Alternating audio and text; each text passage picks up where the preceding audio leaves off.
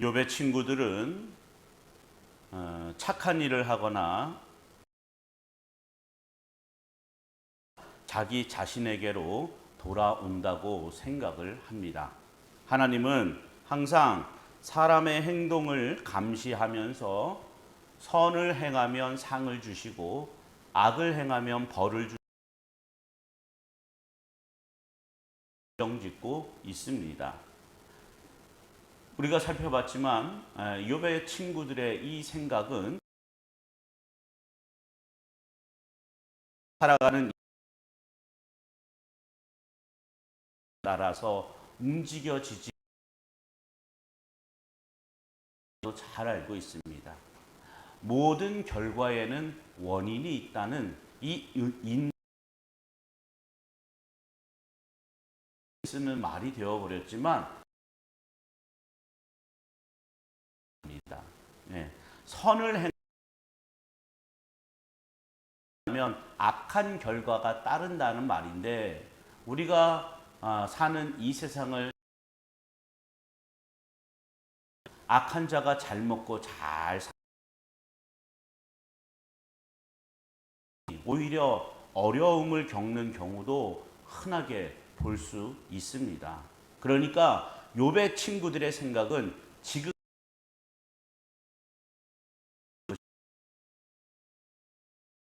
가 있습니다. 이러한 친구들의 주장에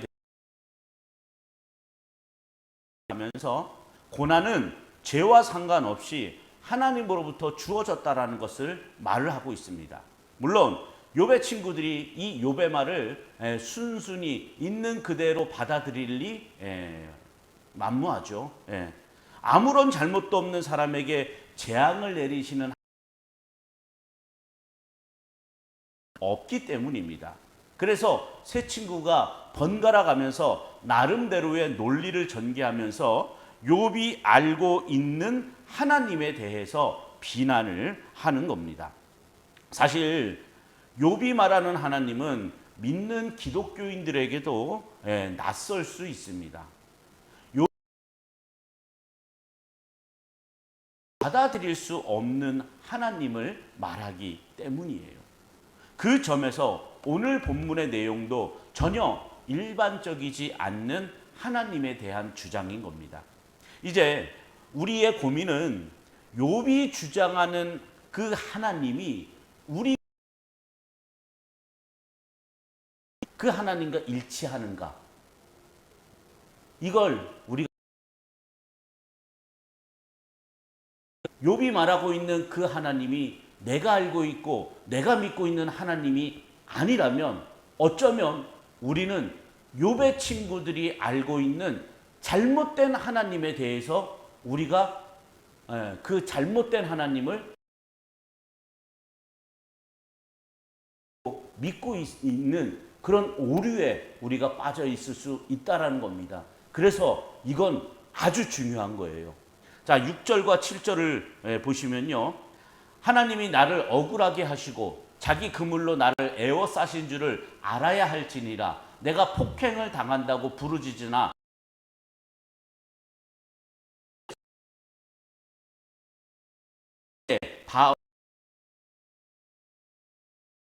일반적으로 우리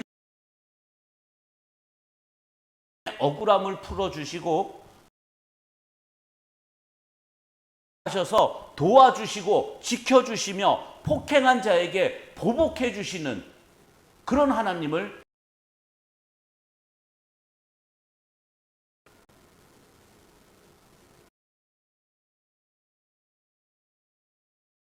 수시로 신의 도움을 받기 위해서 정성을 바치고 신의 눈밖에 나지 않도록 잘 섬겨야 한다고 생각을 합니다. 죄와 무관하게 자기 백성을 억울하게 하시고 폭행을 당하고 도와주지도 않습니다. 친구들은 이런 욥의 주장을 받아들일 수 없기 때문에 자신들의 지식을 총동원해서 반발하며 비난하는 거예요. 세상에 그런 하나님이 어딨냐? 야, 욥, 네가 잘못 알고 있는 거야. 너는 지금 너가 저지른 죄로 인해서 하나님께 벌을 받고 있는 거야. 그런데 뭔 죄인지를 몰라요. 뭘 잘못했는지는 얘기를 못해요. 그 부분에 있어서 욥은 자기가 하나님의 은혜, 하나님의 놀라운 일들을 깨닫고 있는데, 그래서 그 하나님은 죄 때문이 아니라 친구들은 받아들이지 않는 거예요. 진노하시고 원수같이 보시는구나라고 욥이 고백을 합니다. 하나님이 자신을 원수처럼 진노하신다라는 거예요. 하나님이 왜 욥에게 그렇게 행하시는지 의문이 생길 겁니다. 이걸 이해하기 위해서는 욥의 재앙이 단지 하나님과 욥의 관계에서만 발생한 일이 아니란 점을 생각해야 합니다. 무슨 얘기면요, 욥기서를 처음으로 돌아가서 사탄이 여호와께 욥의 신앙에 대해서 의문을 제기하면서 시작을 합니다. 그렇죠? 욥이 까닭없이 하나님을 경외하지 않을 것이라는 그 의문에 대한 답으로 사탄이 욥을 치도록 허락하신 거예요. 하지만 이건 단지 욥의 신앙을 확인하는 의미로만 주어진 재앙이 아니라는 거예요. 그렇다고 하면 욥의 개인적인 신앙 고백으로 끝나버리는 거예요, 욥기서는. 그런데 하나님은 욥의 재앙을 통해서 지금 우리에게 무엇인가를 분명 말씀해 주고 있다라는 겁니다. 여러분 지금 추우세요? 안 추우시죠? 권사님 저거 좀 꺼주시겠어요? 여기 있으니까 막 땀이 나려고 그래요. 욥의 재앙을 그 왼쪽 초록색 버튼 있죠, 왼쪽에. 예.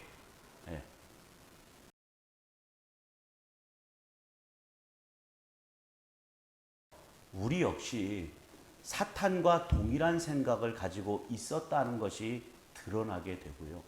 그래서 신앙적인 충돌이 있게 되는 거예요. 어라, 내가 알고 있는 하나님은 이런 하나님이 아니었는데 왜 나를 이렇게 만드시지? 그런 신앙적인 충돌이 있게 되는 거예요. 그러면서 욥과 같이 하나님이 누구신가를 알아가는 현장이 되는 거예요. 즉 욥을 억울하게 하시고 원수같이 대하심으로써 이 세상의 잘못된 신앙관을 드러내시는 거예요. 그게 욥의 재앙을 통해서 우리에게 주시는 하나님의 말씀이란 말이에요. 나를 도와주는 하나님만 생각했던 사람들에게 하나님이 억울하게 하시고 고난을 주심에도 불구하고 하나님의 은혜를 고백하면서 감사하게 되는 건 이건 불가능한 일이에요. 나를 도와주시고 나를 잘되게 해주시고 나만 사랑해 주시는 하나님이 그런 하나님이어야 되는데 나를 고난을 주시고 어려움에 빠뜨려서라도 그 가운데서라도 나는 하나님의 은혜로 이 자리에 있습니다. 이렇게 고백되어질 수 있겠어요? 그런 사람이?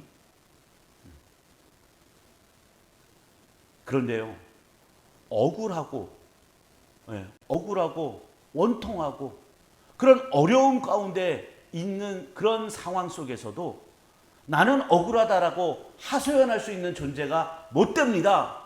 마치 세리처럼 주여 저는 죄인으로서이다. 나를 떠나가시옵소서. 이렇게 고백을 하면서 하나님의 은혜를 깨닫게 된다면 그건 인간의 노력과 의지로 되는 것이 아니라 성령의 인도하심으로 되는 그런 일이라는 거예요. 그런 믿음의 고백이 욥과 같이 저 죽음의 자리, 저주의 자리, 고통의 자리, 고난의 자리 그 끝에서 더 이상 어떻게 나락으로 떨어질 수 없는 것 같은 인간이 겪을 수 있는 가장 비참한 상황 속에서도 하나님이 나를 만져주시는구나. 이것이 하나님의 은혜이구나. 이렇게 깨닫게 되는 사람들이 있다라는 거예요. 그게 바로 성령의 인도하심이라는 겁니다. 따라서 성도는요, 내 믿음이 이러한 내용으로 채워져 있는가를 확인하고 또 확인해야 하는 거예요. 내가 과연 어떤 하나님을 마음에 두고 있는가? 이걸 늘 되물어야 하는 겁니다. 그렇지 않으면 욥의 친구들처럼 잘못된 하나님을 하나님으로 알고 그렇게 내가 낭떠러지기로 떨어지는 그 길을 가고 있는 줄도 모르고 그냥 앞만 보고 가고 있는 거예요.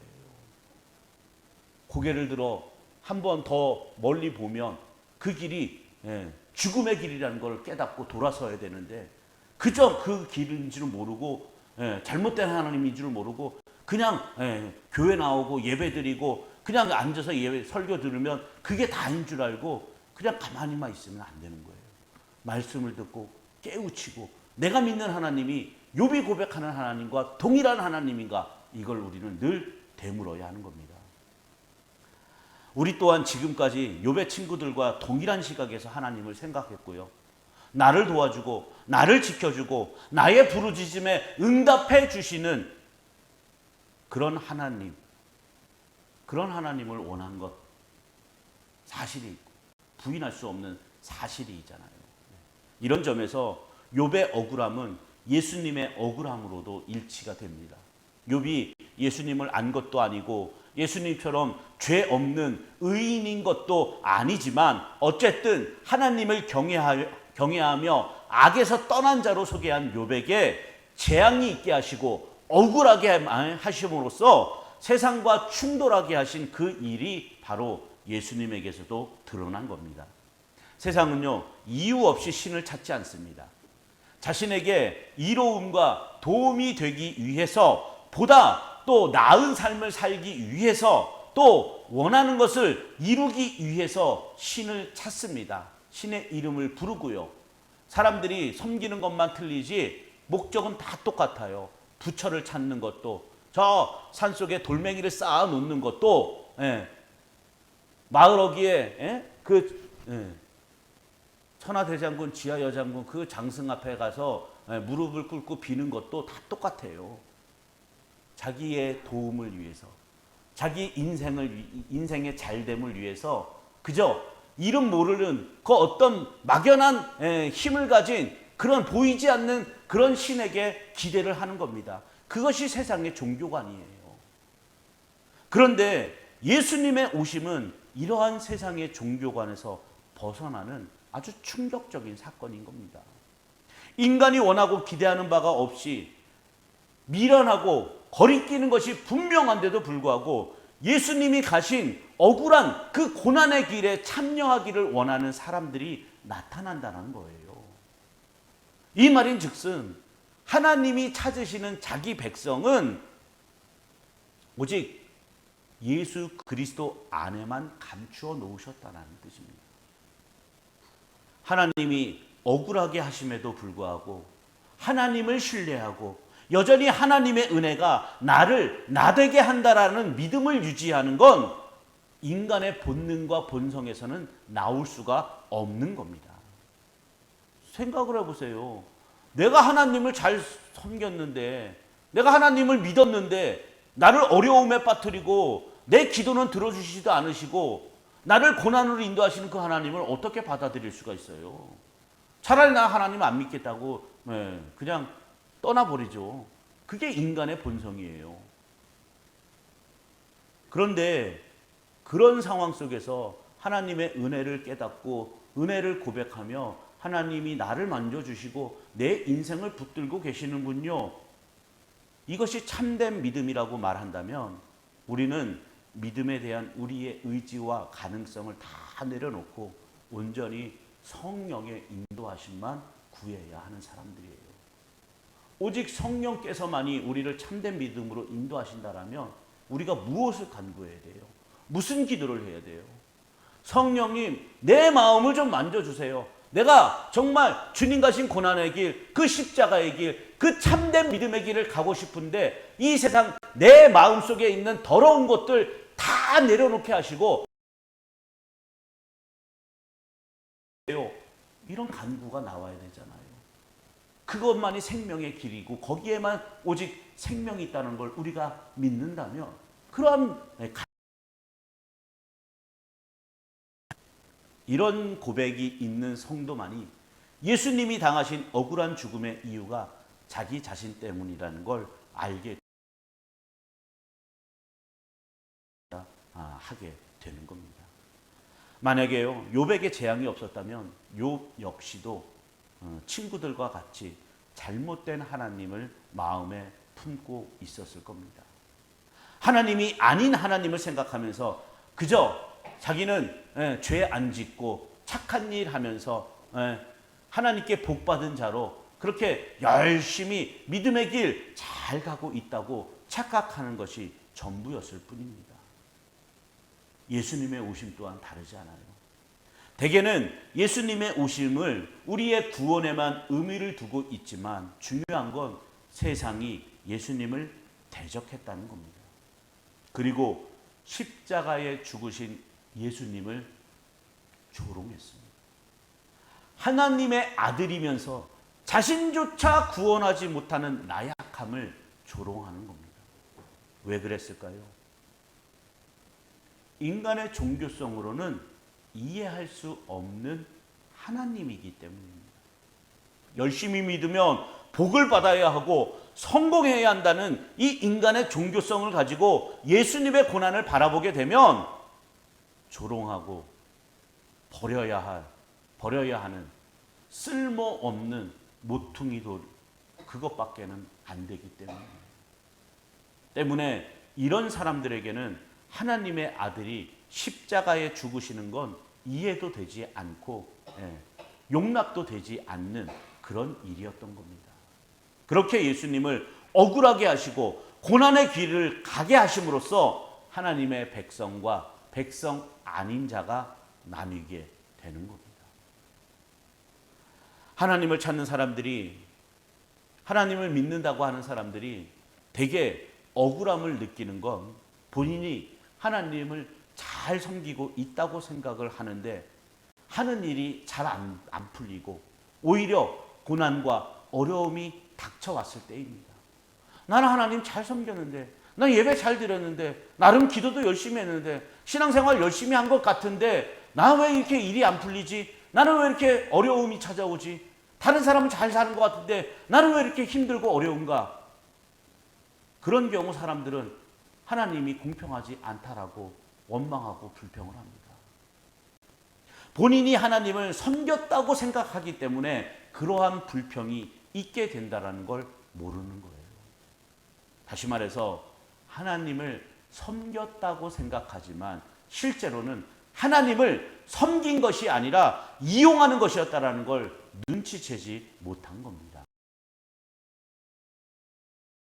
하나님을 이용하는 것이었다는 걸 알게 된다면 어떻게 달라질까요?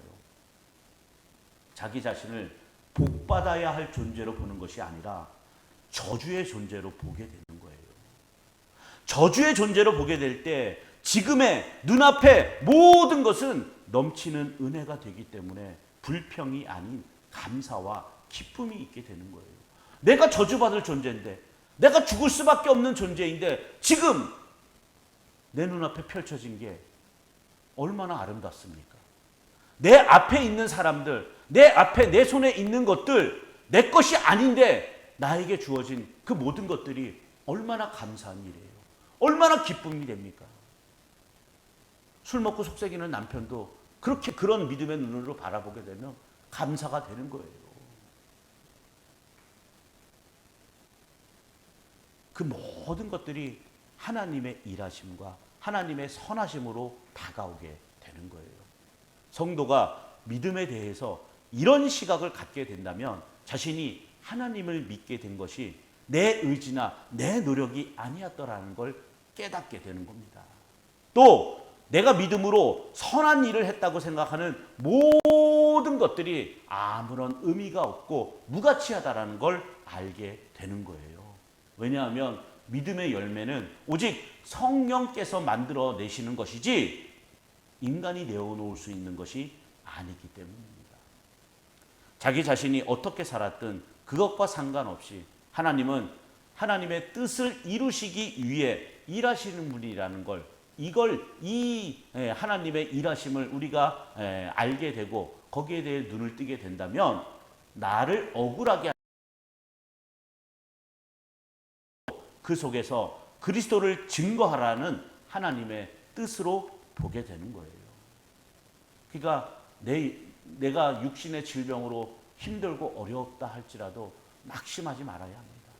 그 가운데서도 하나님은 하나님의 은혜를 보여주시고 또 그리스도를 증거하며 믿음의 모습을 보이라는 하나님의 뜻이 그 안에 담겨져 있을 수 있는 겁니다. 그래서 그 자리에서조차 하나님의 은혜를 깨닫고 감사하게 되는 거예요. 그래서 우리는 억울하게 죽임을 당하신 예수님의 십자가 앞에서 아무 할 말이 없게 되는 겁니다. 입을 다물 수밖에 없는 거예요. 억울하다는 말도 할 수 없어요. 하나님을 믿었는데 왜 이렇게 힘듭니까? 왜 이렇게 일이 안 됩니까? 이런 불평 또한 할 수 없게 되는 거예요. 내가 조건으로 내세우는 모든 것이 다만 냄새나는 쓰레기일 뿐이었다라는 걸 알았기 때문인 거죠. 우리는요, 이 욥을 통해서 전혀 생소한 신앙 세계를 보게 됩니다. 억울하게 하시고 그물로 나를 에워싸고 길을 막아 지나가지 못하게 하시고 내 앞길에 어두움을 두시는 이해할 수 없는 이상한 하나님보다는 열심히 신앙생활하면 복을 주시는, 내가 원하는 걸 들어주시는 그런 하나님이 우리에겐 더 친근하게 다가오는 것이 사실입니다. 그런데 그것이 바로 하나님을 우상으로 만드는 것이라는 걸 알게 되면서 내가 살기 위해, 내가 잘 되기 위해 몸부림치듯 하나님을 찾는 그 신앙을 부인하게 되는 것, 그것은 참된 신앙이 아니구나. 내가 부르짖는 하나님은 하나님이 아니구나. 이걸 알게 되는 것, 이게 정말 은혜인 거예요. 그래서 여러분 모두가 욥이 고백하는 그 하나님을 여러분들도 만나고 여러분들도 고백하셔야 되는 거예요. 우리에게 현실은 내가 잘 살고 못 살고의 문제가 아니라 예수 그리스도가 부활하셨고 예수 그리스도 안에서 우리가 부활한다는 겁니다. 부활이라는 엄청난 은총 안에 있는 성도에게 억울한 일이 있어요. 여러분 모두가 영원한 생명을 얻었고 예수님이 다시 오셔서 하늘로 여러분을 다 인도하시고 가셨을 때 여러분들 다시 부활한다니까요. 주님과 함께 영원한 죽지 않는, 썩지 않는 영원한 생명의 몸을 입은, 그래서 하나님만 찬양하는 천사와 같은 존재로 하늘에 있게 된다라는 거예요. 근데 그런 위대한 존재가 하나님으로부터 택함 받은 그런 부활의 몸이 된 그 존재가 이 세상에서 겪는 일 때문에 억울하다고 하나님께 하소연할 수 있습니까? 하나님은 더 큰 걸 보는 거예요. 우리에게 주어진 엄청난 은혜를 보게 하시면서 우리가 있는, 억울하다라고 하소연할 수 있는 그 자리에서조차도 우리는 나는 하나님께 이런 큰 은혜를 받은 사람입니다. 그렇게 믿음의 자리로, 믿음의 존재로 그 자리에 있게 하는 것. 그래서 그리스도의 영광을 나타내고 하나님의 선하심을 증거하는 하나님의 도구로 삼아주시는 것.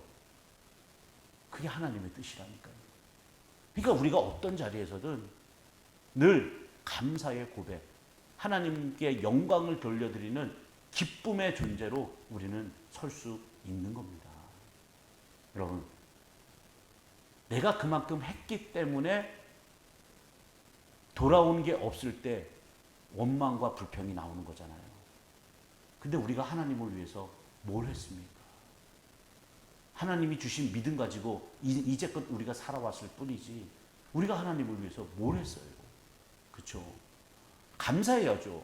하나님이 주신 믿음 가지고 세상 사람들처럼 세상 것에 매여서 그렇게 아둥바둥 살지 않고 정말 생명이 있는 참된 것에 눈을 뜨면서 하나님이 살아내라는 대로, 믿음대로 그렇게 하나님 뜻에 순종하면서 살아온 것, 그게 정말 감사함이에요. 정말 그것이 기쁨으로 고백되어져야 되는 거잖아요. 이것이 세상이 이해할 수 없는 낯선 세계예요. 성령이 함께하는 참된 성도만이 이 낯선 세계를 자신의 현실로 받아들일 수가 있는 겁니다. 고난과 고통과 어려움 가운데에서도 여러분을 인도하시고 우리의 삶을 주관하시고 우리의 인생을 붙들고 계시는 그런 하나님만 바라보시는 우리 성도들이 되시기를 주님의 이름으로 축원을 드립니다.